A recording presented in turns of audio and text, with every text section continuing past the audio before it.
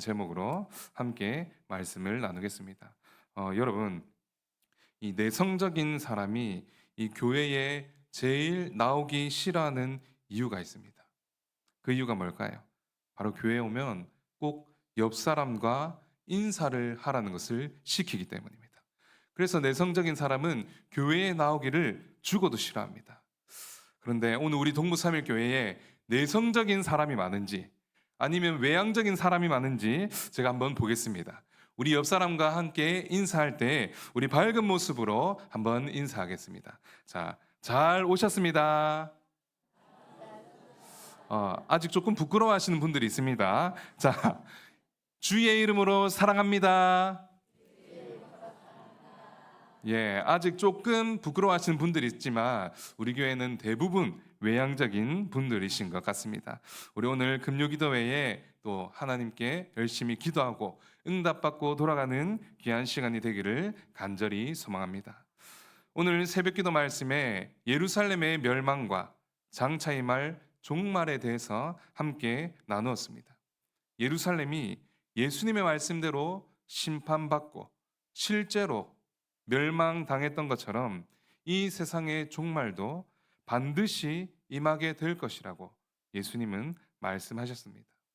그 말씀을 하신 예수님께서는 이제는 종말의 때, 재림의 때를 우리가 어떻게 기다려야 하는지를 오늘 말씀을 통해서 말씀해 주십니다. 오늘 말씀을 통해 우리는 그 종말을 어떻게 준비하고 기다려야 하는가를 우리 말씀을 통해 함께 나누기 원합니다. 종말을 준비하는 바른 자세를 살펴보기에 앞서서 우리는 이 땅을 살펴보면 종말을 잘못 이해하고 잘못된 자세로 기다리는 모습을 많이 보게 됩니다. 여러분, 어떤 모습이 있을까요? 바로 먼저는 두려움입니다. 여러분, 종말을 제멋대로 해석하고 종말을 준비하는 이단들, 그 이단들의 가장 큰 특징이며 그들이 가장 잘하는 것이 무엇일까요? 바로 그들은 공포 마케팅을 가장 잘 이용합니다. 예수님의 재림, 이 세상의 종말을 공포스럽고 두려운 날로 만들어서 사람들을 끌어모으는 것이죠. 여러분, 제가 사진 한 장을 한번 보여드리겠습니다. 혹시 사진 한번 띄워주시겠습니까? 저 사진이 혹시 무엇인지 알고 있으신 분이 있습니까? 네, 도통 뭐 영어랑 일본어로 적혀 있어가지고 잘 모르시겠죠. 네, 저 사진은 코로나 때 한참 유행했던 이 바이러스 차단 목걸이입니다. 너무 웃기죠? 저 목걸이를 메고 있으면 바이러스를 원천에 차단한다는 것입니다.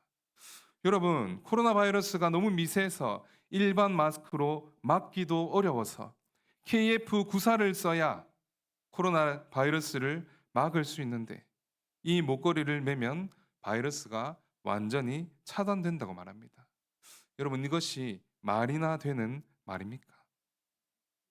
그런데 이렇게 어이없는 말인데도 실제로 저 코로나 바이러스 차단 목걸이가 불티나게 팔렸습니다. 왜요? 바로 공포 마케팅입니다. 사람들의 불안과 공포를 이용해서 많은 사람들이 사게 만드는 것이죠. 이단들도 마찬가지입니다. 이 땅의 종말을 자기들의 입맛대로 해석하여서 마치 공포와 두려움이 가득한 날로 예수님의 재림을 만들어 버린다는 것입니다. 그러나 우리는 종말의 때를 전혀 두려워할 필요가 없습니다. 그날은 우리를 구원하실 인자가 오실 날이며 영원한 속량, 영원한 구원을 이루실 날이기 때문입니다. 우리가 이 사실을 모두 믿을 수 있기를 간절히 소망합니다. 또 재림에 대한 잘못된 자세는 무엇일까요? 바로 무관심입니다. 종말의 징조가 보여도 심판이 선언이 되어도 무관심한 것입니다. 창세기 19장을 보면 소돔의 죄악이 가득하자 하나님은 소돔을 심판하시고 멸망시키려고 하십니다. 천사들에게 이 심판의 소식을 들은 롯은 곧장 딸들과 또 결혼할 사위들에게 전합니다. 여호와께서 이 성을 멸하실 것이니 당장 이곳을 떠나라. 그런데 롯의 말에 사위들의 반응은 어떠합니까? 성경을 보면 그의 사위들은 농담으로 여겼다라고 기록합니다. 아니 장인어른, 농담도 그런 농담을 하십니까? 그들은 하나님의 심판을 장난으로 여기는 것입니다. 무관심했습니다. 여러분, 롯의 사위들만 그랬겠습니까? 소돔에 거주하는 모든 사람들이 하나님의 심판에 무감각하며 무관심했다는 것입니다. 그러나 우리는 결코 하나님의 심판, 종말에 관해서 무관심해서는 안 됩니다. 오늘 우리가 읽은 말씀 32절과 33절을 보면 이 세대가 지나가기 전에 모든 일이 다 이루어질 것이며 천지는 없어지나 내 말은 없어지지 않으리라고 말씀하십니다. 즉 반드시 종말의 때 예수 그리스도께서 이 땅에 다시 오실 때가 임할 것이라고 말씀하십니다. 그래서 우리는 늘 재림을 인식하고 준비하며 살아가야 하는 것입니다.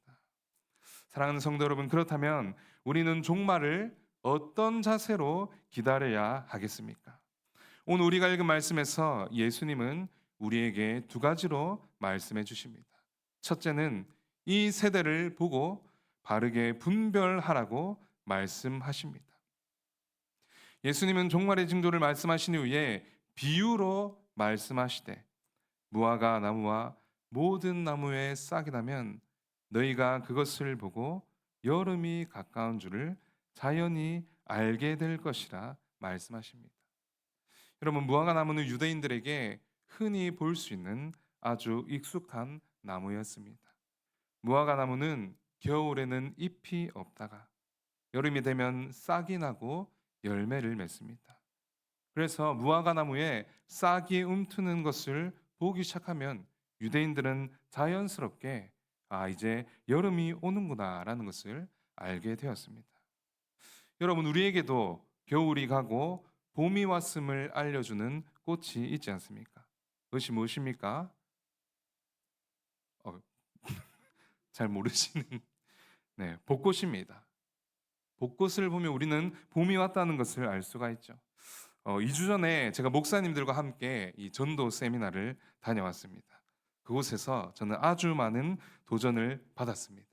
그런데 저에게 전도 세미나에서 가장 기억에 남는 것이 무엇입니까? 라고 물어보신다면 저는 점심 식사 이후에 커피를 사들고 잠깐 벚꽃길을 걸었을 때가 가장 기억에 남는다고 말씀드리고 싶습니다.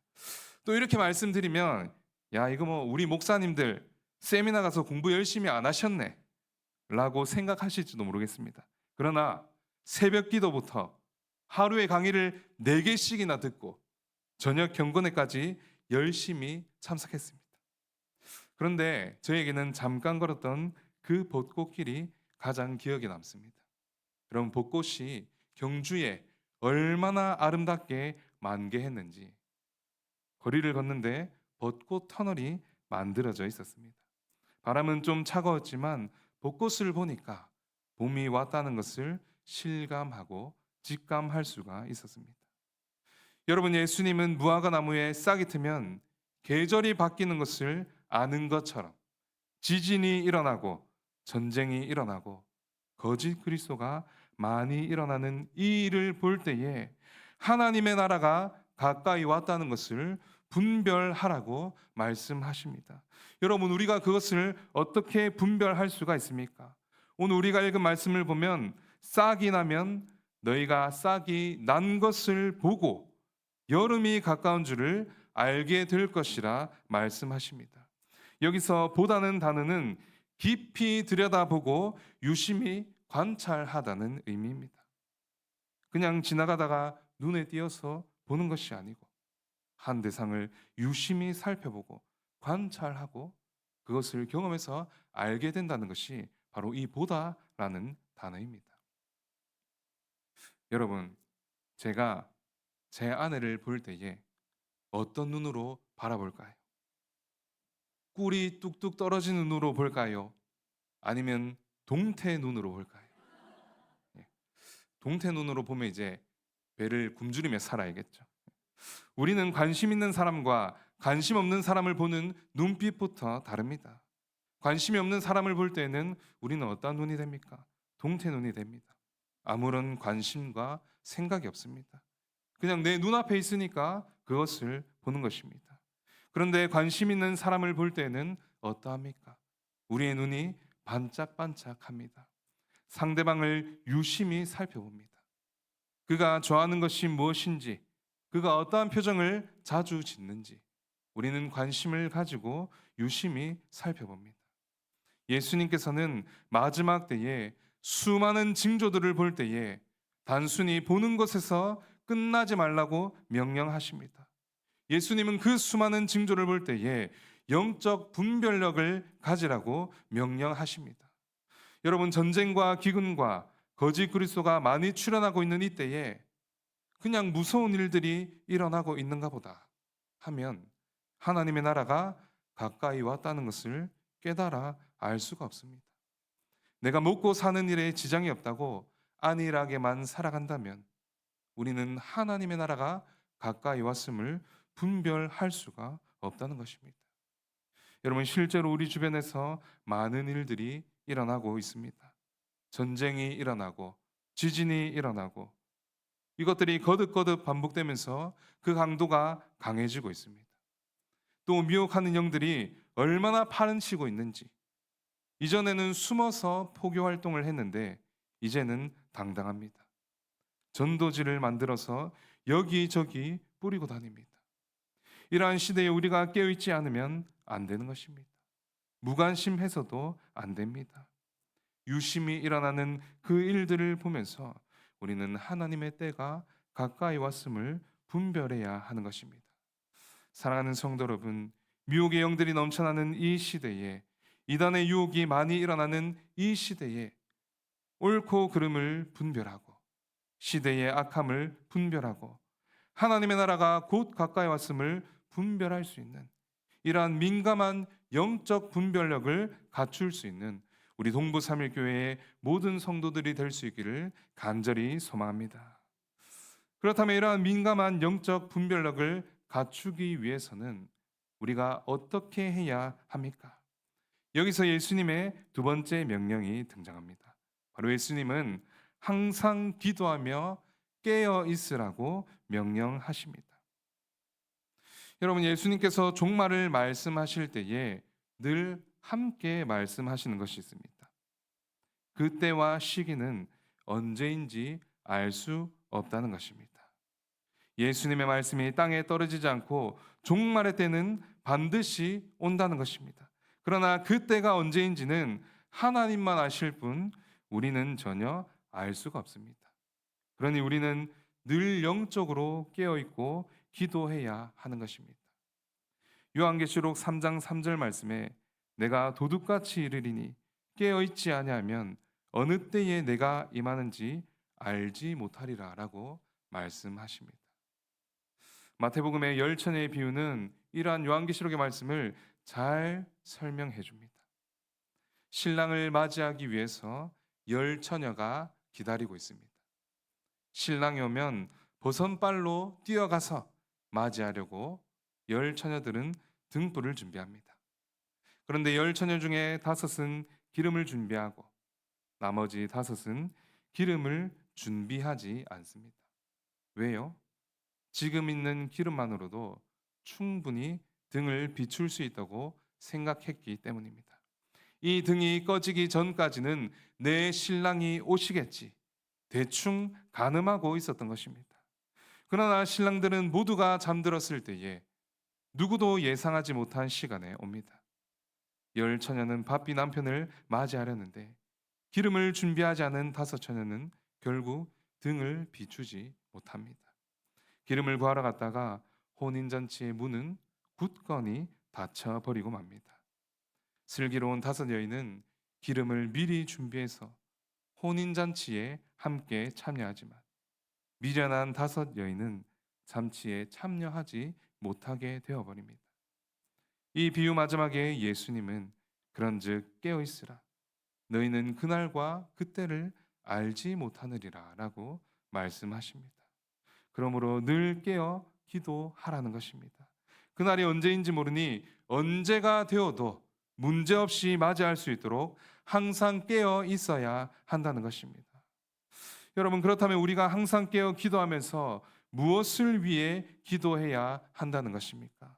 오늘 우리가 읽은 말씀 34절을 보면 예수님은 방탕함과 술 취함을 조심하고 생활의 염려에 빠지지 않도록 조심하라고 말씀하십니다. 여러분, 술과 방탕함은 우리의 몸과 영혼을 완전히 마비시켜 버립니다. 여러분, 혹시 여러분들 중에서 술에 취해 본 적이 있으십니까? 예, 눈을 피하시는 분들이 몇 분 계신 것 같은데. 하지만 여기에 있으신 분들은 다 깨어 있으신 분들인 것 같습니다. 여러분, 술과 방탕함은 우리를 완전히 마비시켜 버립니다. 그 말씀을 잘 보여주는 것이 아모스에 기록이 되어 있는데, 우리 함께 아모스 6장 4절에서 6절의 말씀을 함께 읽어보겠습니다. 아모스 6장 4절에서 6절 말씀입니다. 상아 상에 누우며 침상에서 기지개 켜며 양떼에서 어린 양과 우리에서 송아지를 잡아서 먹고 비파 소리에 맞추어 노래를 지절거리며 다윗처럼 자기를 위하여 악기를 제조하며 대접으로 포도주를 마시며 귀한 기름을 몸에 바르면서 요셉의 환난에 대하여는 근심하지 아니하는 자로다. 아멘. 지금 이 모습은 아모스 선지자가 백성을 하나님의 말씀으로 인도해야 할 지도자들의 모습을 꼬집고 있는 장면입니다. 여러분, 이스라엘 지도자들의 모습이 어떠합니까? 상아로 만든 고급진 침상에 누워서 뒹굴거리고 있습니다. 그리고 그들은 매일마다 최고급의 고기를 잡아서 파티를 열고 있습니다. 그리고 그들은 다윗을 흉내내면서 악기를 만들고 노래를 지절거리고 있습니다. 그리고 또 그들은 대접으로 포도주를 마십니다. 소주잔과 같은 작은 잔이 아니라 대접으로 벌컥벌컥 포도주를 들이붓습니다. 한마디로 그들의 일상이 방탕함과 술에 찌들어 있다는 것입니다. 그들의 관심이 온통 방탕함과 술을 향해 있었다는 것입니다. 그런데 그런 이스라엘의 지도자들이 무엇에는 관심이 없었다는 겁니까? 바로 요셉의 환난에는 관심이 없었습니다. 요셉의 환난은 이스라엘에게 임할 하나님의 심판입니다. 방탕함과 술에 빠져 있는 지도자들은 하나님의 경고와 심판에 전혀 무감각하고 있는 것입니다. 영적으로 완전히 마비가 되어 있는 것입니다. 이처럼 방탕함과 술 취함은 영적으로 우리를 완전히 마비시켜 버립니다. 자기들이 지금 마치 얼마나 위험한 상황에 처해 있는지 영적 분별력은 완전히 사라진 지 오래라는 것입니다. 또 세상의 염려는 우리가 마음밭의 비유를 통해서 들었듯이 염려는 가시떨기와 같습니다. 말씀이 자리 잡는 것을 방해합니다. 하나님을 멀리 밀어냅니다.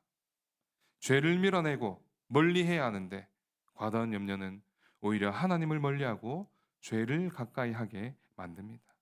결국에는 술과 방탕함, 세상의 염려는 우리의 마음을 우둔하게 만들고 종말을 준비하지 못하게 만드는 것들입니다. 즉, 방탕함과 술과 세상의 염려는 영혼을 마개시키고 마음을 우둔하게 만들고 영적 분별력을 완전히 잃어버리게 만드는 것들입니다.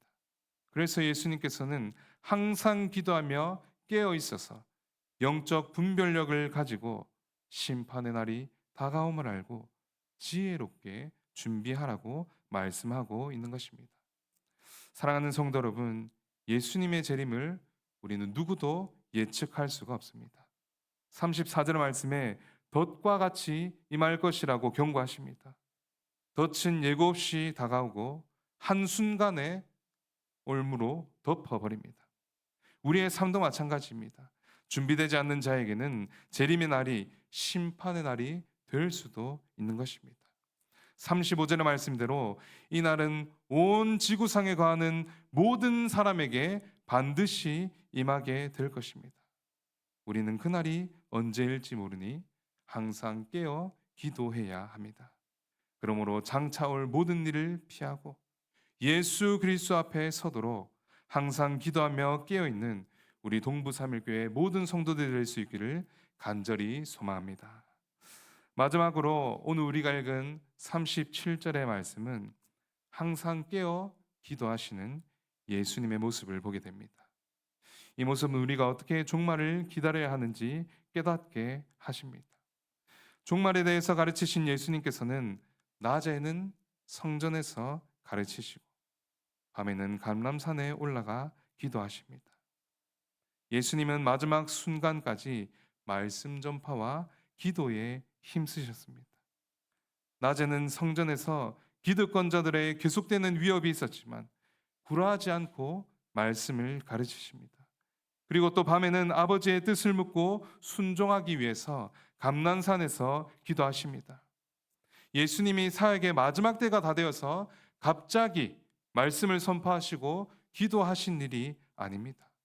예수님은 이 땅에 오셔서 공생애를 시작하신 그때부터 지금까지 가르치시고 기도하시는 일을 계속해서 해 나가고 있으신 것입니다. 끊임없이 기도를 통해서 하나님과 교제하십니다. 끊임없이 하나님의 뜻을 묻습니다. 십자가를 마주할 때가 다가올수록 예수님은 더욱 기도에 힘쓰며 하셔야 할 일들을 그대로 감당해 나가셨다는 것입니다. 겉으로 보기에는 단번에 예수님께서 십자가 고난의 길을 순종한 것처럼 보이지만 예수님은 끊임없이 깨어 기도하시면서 하나님의 뜻을 이루기 위해서 한 걸음 한 걸음 내디드셨던 것입니다.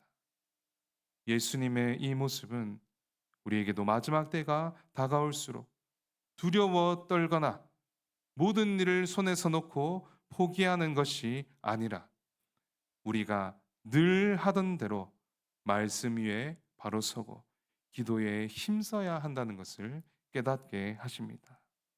말씀을 맺겠습니다. 사랑하는 성도 여러분, 우리는 종말을 잘못 이해하면 두려움과 무관심으로 빠져버리기가 쉽습니다. 그러나 예수님은 우리에게 두려워하거나 무관심하지 말고 오히려 깨어 기도하라고 말씀하십니다. 무엇보다 예수님께서는 우리에게 먼저 본을 보이셨습니다.